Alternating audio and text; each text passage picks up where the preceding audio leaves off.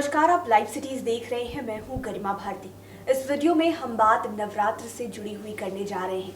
अगर आप भी नवरात्र करते हैं और आपके घर में हवन नवमी के दिन होता है तो आप हमारे साथ इस वीडियो में बने रहें, क्योंकि हमारे साथ स्टूडियो में इस वक्त जाने माने ज्योतिषाचार्य और प्रखर कर्मकांडी पंडित कमल नयन पांडे जी मौजूद हैं। ये बताएंगे कि आपको किन किन बातों का ख्याल रखना है, कैसे पूजा करनी है। पंडित जी, आपका लाइव सिटीज में बहुत बहुत स्वागत है और आपके चरणों में सादर प्रणाम।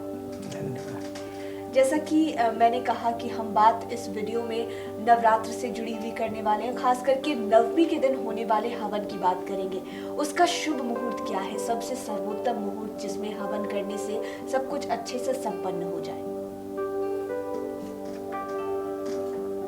नवमी तिथि जो है उनकी देवी सिद्धिदात्री हैं, अर्थात सिद्धि प्रदान करने वाली जो देवी हैं उनके निमित्त नवमी का जो पूजन है वह किया जाता है। लिखा यावन नवमी होमादि कंच, नवमी जब तक नवमी है तब तक हवन किया जा सकता है। इस साल सूर्योदय काल से ही नवमी प्रारंभ है, जो शाम के करीब 4 बजे तक यह है उपलब्ध। तो उसके पहले हवन का कार्य करना चाहिए। हवन जो है उसमें कई प्रक्रियाएं हैं। दुर्गा सप्तशती से पाठ करते हैं तो उसके एक एक मंत्र से हवन करना चाहिए। दूसरा चीज़ क्या है कि अगर नहीं कर सकते हैं तो नवार्न मंत्र से 1000 आहुति दें, 108 आहुति दें, जो सामर्थ्य हो, जो जिसमें आप सक्षम हो वैसा आप कार्य करें। तीसरी चीज़ क्या होती है कि हवन क्या चीज़ से करें, तो अलग अलग कामनाओं से अलग अलग वस्तुओं का निर्धारण किया गया है। लेकिन सामान्यतया क्या, पायसम तिल सर्पिषा, पायस कहते हैं खीर को, तिल और घृत ये मिला करके हवन करना भगवती को अतिशय प्रिय है। लेकिन उसके अतिरिक्त भी जो है वह हवन सामग्री का जो विधान बताया गया है वह बताया गया, तिलार्धम तंडुलम प्रोक्तम, तिल जितना हो उसका आधा चावल होना चाहिए। तंडुलार्धम जव स्मृतम, तंडुल जो मतलब चावल है उसका आधा जव होना चाहिए और उसका आधा गुड़ होना चाहिए, तिल ये जो भी हो, और घृत जितना उसमें मिल सके। उसके अतिरिक्त जो सुगंधित द्रव्य हैं, गुगुल है, अष्टगंध है, चंदन का चूर्ण है, ये सभी उसमें मिला करके और तब हवन जो है वह करना चाहिए। ऐसे तो जो बृहद हवन की प्रक्रिया है उसमें अलग अलग श्लोक से अलग अलग सामग्री का भी विधान है, लेकिन वह अतिशय कठिन है, तो वह सर्व सामान्य के लिए नहीं संभव हो सकता है।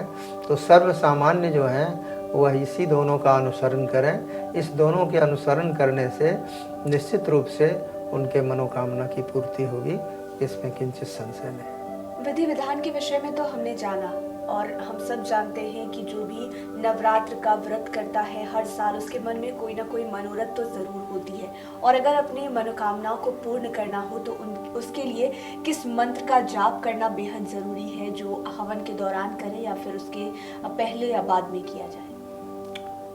अलग अलग कार्यों के लिए अलग अलग मंत्र निर्धारित किए गए हैं उसमें।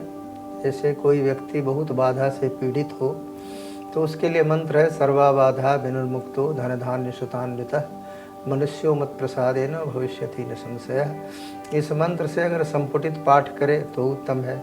अगर संपुटित पाठ न कर सके तो 1000 प्रतिदिन उसका जप ही करे। अगर वह भी न कर सके तो अष्टोत्तर शत 108 बार करे।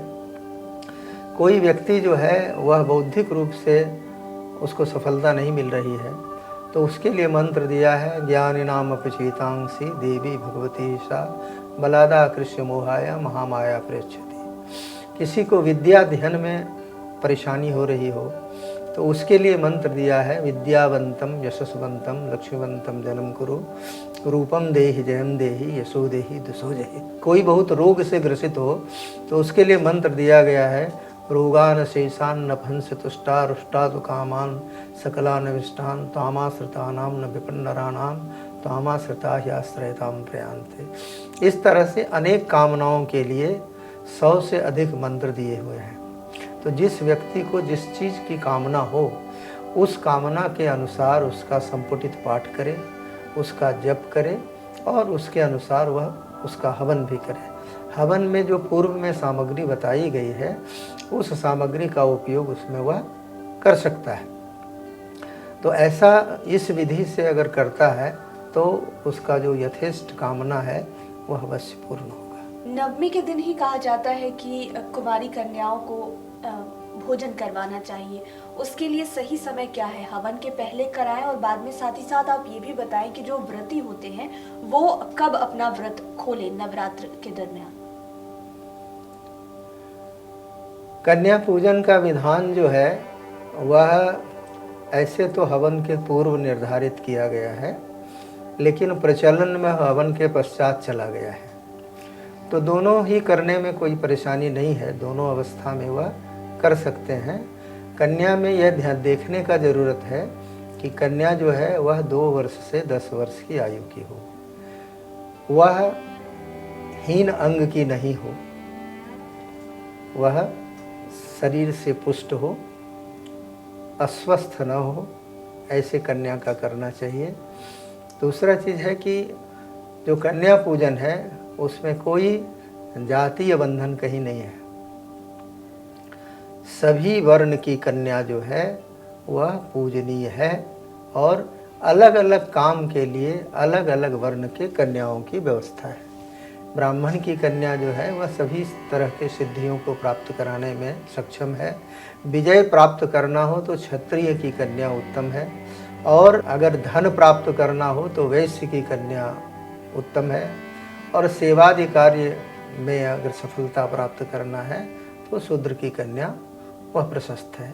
अर्थात सभी कन्याओं को समान रूप से माना गया है, किसी को ऊंच नीच हीन इन भावनाओं से नहीं देखा गया है। सभी चूँकि कामनाएं जो है वह अनेक प्रकार के होते हैं, इसलिए उस कामनाओं के अनुसार जो है इन कन्याओं का पूजन करना चाहिए। और पूजन के पश्चात हवन के पूर्व भी पूजन किया जा सकता है और हवन के पश्चात भी पूजन किया जा सकता है। लेकिन शास्त्र का जहाँ तक प्रश्न है, हवन में पूर्णाहुति होती है। पूर्णाहुति का मतलब होता है कि कार्य संपन्न हो गया, तो कार्य की संपन्नता उसमें हो गई है, तो ऐसी अवस्था में हवन के पूर्व करना यह ज़्यादा प्रशस्त और ज़्यादा अच्छा प्रतीत होता है। इसलिए उस हिसाब से कन्या का पूजन करना चाहिए, और कन्या का पूजन भगवती के पूजन के समान ही है, इसलिए भगवती उससे सबसे अधिक प्रसन्न होती हैं। क्योंकि हमारे जो शास्त्र है और जो प्रकृति है, यह बात निर्धारित रूप से कहा गया है कि समस्त संसार जो है वह भगवती के स्वरूप में कन्या के रूप में उत्पन्न हुई है, और वही कन्या के रूप में वैष्णो देवी जो आप जहाँ पर जाते हैं वह कन्या ही है, कन्या के रूप में ही उनका पूजन हुआ है। इसलिए कन्या के पूजन की विशिष्टता है, वह नवमी के दिन कर सकते हैं, किसी किसी के मत के अनुसार अष्टमी को भी कर सकते हैं। तो जहाँ जो प्रचलन हो उस प्रचलन के अनुसार कन्या का पूजन अवश्यमेव करना चाहिए। उसके पूजन के बिना जो भगवती की आराधना है वह अपूर्ण होता है।